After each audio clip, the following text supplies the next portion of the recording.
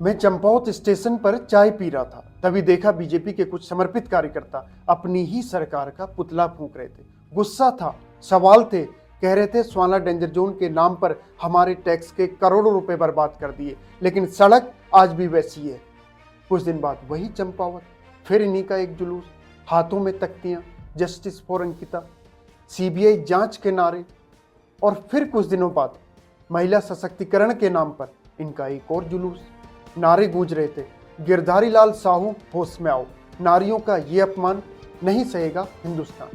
मेरी चाय खत्म हो चुकी थी, लेकिन नारे सुनकर मेरे अंदर भी जोश भर गया। मैं भी नारे लगाने लगा और तभी अचानक सिरदर्द होता है और आंखें खुलती हैं तो देखता हूं मैं बेड से नीचे गिरा पड़ा था। मतलब ये सब सपना था, क्योंकि हकीकत में सही को सही और गलत को गलत कहने के लिए साहस चाहिए और जिंदा संवेदनाएं चाहिए। जब संवेदनाएं मरने लगती हैं तो सबसे पहले असर दिखता है जमीन पर, सड़कों पर, सिस्टम में और उन जगहों पर जहां हर साल वही कहानी दोहराई जाती है। एक ऐसा ही आईना है स्वाला डेंजर जोन, उत्तराखंड के चंपावत जिले में NH9 पर। हर बरसात में ये डेंजर जोन हमारे सिस्टम को आईना दिखाता है। फिलहाल यहां पर करीब 21 करोड़ रुपए का काम चल रहा है। दावे फिर वही, अब सब ठीक हो जाएगा, लेकिन सच्चाई यह है कि इस जोन को लोग दुधारू गाय कहते हैं, क्योंकि सड़क बने न बने हर साल यहां करोड़ों रुपए जरूर खपते हैं और हर बरसात के बाद ये डेंजर जोन पहले से कुछ ज्यादा डेंजर बन जाता है। यहां पर कई कई दिनों तक लोग रास्तों में ही फंसे रहते हैं, लेकिन हमारा सिस्टम कहता है रुको जरा, अभी ठीक करके देता हूं। अब भी ठीक करके देता हूँ। इसी तरह से ठीक करने के बाद, मतलब जैसे ही थोड़ा यातायात सुचारू होता है, फिर कुछ ही दिनों में सड़क बंद और प्रशासन फिर से हरकत में आता है और दोबारा कहता है अब भी ठीक करके देता हूँ। अभी मालूम पड़ा मेरे को प्रॉब्लम क्या है। स्पार्क प्लग में लोचा। अब जैसे यहाँ स्पार्क प्लग में लोचा था, वैसे ही हमारा प्रशासन भी कुछ लोचा बताता है। कभी जियोलॉजिकल स्ट्रक्चर का लोचा, तो कभी नेचुरल डिजास्टर का लोचा। अब कुछ तो कहना ही पड़ेगा। हमारे टैक्स के करोड़ों रुपए जो खपाए गए हैं, तो खुद को दोषी कैसे बताएंगे? क्या कभी आपने सोचा है कि सड़क बन तो रही है, पर सुरक्षित क्यों नहीं बन रही है? एक्चुअली कागजों में सब कुछ परफेक्ट होता है, सर्वे, डिजाइन, बजट, तकनीकी मंजूरी, ये सारी चीजें, लेकिन धरातल पर आते ही पूरी पिक्चर ही चेंज हो जाती है। पहाड़ को उसकी क्षमता से ज्यादा काट दिया जाता है, क्योंकि पत्थरों का जुगाड़ भी यहीं पर से देखना होता है। ड्रेनेज यानी पानी की निकासी पर ध्यान नहीं दिया जाता है, और सबसे खतरनाक बात, मलबा सीधे पहाड़ या नदी में फेंक दिया जाता है। दरअसल पहाड़ों में सड़क बनाना मैदानी इलाकों जैसा नहीं होता है। यहां जरा सी चूक मतलब लैंडस्लाइडिंग, जरा सी लापरवाही मतलब बड़ा हादसा।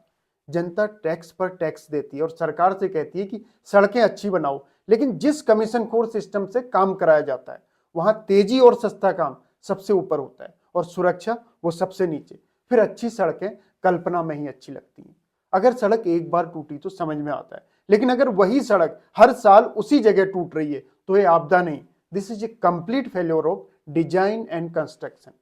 हर साल मरम्मत के नाम पर नया बजट आता है, फिर से खुदाई, फिर से पैचवर्क, फिर से उद्घाटन, और अगली बारिश में फिर वही हाल। आखिर इन सबसे नुकसान होता किसका है? हमारा, यानी आम पब्लिक का, क्योंकि हादसों में आम लोग ही मरते हैं, एम्बुलेंस फंस जाती हैं, बच्चे स्कूल नहीं जा पाते हैं, गांवों की कनेक्टिविटी तक बंद हो जाती है, लेकिन जिम्मेदारी किसी की तय नहीं होती। अब हर बार हैवी रेनफॉल कोई दोष क्यों? भाई बारिश तो पहले भी होती थी, उत्तराखंड इतना भी नया नहीं है। एक्चुअली उत्तराखंड को खतरा बारिश से नहीं है, उत्तराखंड को खतरा है बिना सोच समझ के कटते पहाड़ों से, घटिया कंस्ट्रक्शन से और अकाउंटेबिलिटी की कमी से। जब तक सड़कें पहाड़ को समझकर नहीं बनेंगी, तब तक सड़कें रास्ता नहीं बल्कि खतरा ही बनी रहेंगी। स्वाला डेंजर जोन को ही देख लीजिए, इसमें अब तक करोड़ों रुपए खपाए जा चुके हैं। पिछले कुछ सालों से लगातार हर बारिश में यहाँ पर पहाड़ खिसकता है, ऊपर का मलबा सड़क पर आता है और फिर NH बंद, कई कई दिनों तक यातायात ठप।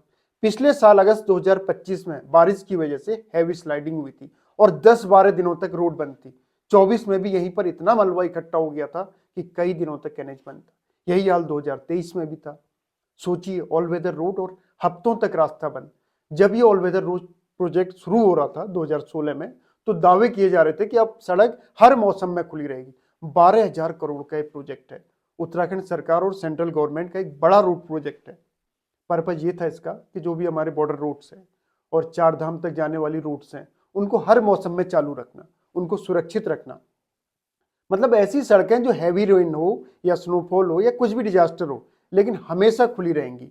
बॉर्डर रोड है तो सेना की आवाजाही भी अच्छे से हो जाए, कभी कोई आपदा आ रही है तो राहत बचाव में भी देरी ना हो। मतलब कुल मिलाकर इसके जरिए लगभग 900 किलोमीटर सड़कों का चौड़ीकरण और सुधार होना है। पहाड़ी सड़कों को डबल लेन में बदलना है, नए पुल, बाईपास और टनल्स बनाने हैं। पिछले साल तक सुप्रीम कोर्ट में दी गई जानकारी के मुताबिक इस प्रोजेक्ट का 75% तक काम हो भी चुका है। अब सवाल यह है कि अगर ये ऑल वेदर रोड है तो हर साल वही स्लाइडिंग क्यों, हर साल वही जगह क्यों टूटती है और हर साल नया पैसा क्यों लगता है? क्या गलती मौसम की है या सिस्टम की? आज सवाल सिर्फ स्वाला जून का नहीं है, आज सवाल उस सिस्टम का है जो हर हादसे के बाद कहता है जांच होगी, रिपोर्ट आएगी, लेकिन जवाबदेही कहीं नहीं दिखती। कुछ दिन पहले नोएडा में एक 27 साल का सॉफ्टवेयर इंजीनियर सिर्फ सिस्टम की लापरवाही की वजह से खुले नाले में गिरकर अपनी जान गंवा देता है। वो पहाड़ में नहीं था, वो बॉर्डर रोड पर नहीं था, वो एक स्मार्ट सिटी में था। तो सवाल और गहरा हो जाता है, अगर मैदानों में हाल ये है तो पहाड़ों में हम किस भरोसे की बात कर रहे हैं? ऑल वेदर रोड का मतलब सिर्फ सड़क बनाना नहीं था। ऑल वेदर रोड का मतलब था जिम्मेदारी, गुणवत्ता और भविष्य की सोच। लेकिन जब हर बरसात में वही स्लाइडिंग, वही धंसाव और वही करोड़ों का पैचवर्क हो, तो ये विकास नहीं, रिपीट होने वाली लापरवाही बन जाती है। अब वक्त है कि मौसम को नहीं, सिस्टम को कटघरे में खड़ा किया जाए, क्योंकि अगर सवाल नहीं पूछे गए तो अगली बार कोई और सड़क गिरेगी और उसके साथ कोई और जिंदगी। विकास चाहिए, लेकिन ऐसा जो टिके, जो सुरक्षित हो और जो जवाबदेह हो।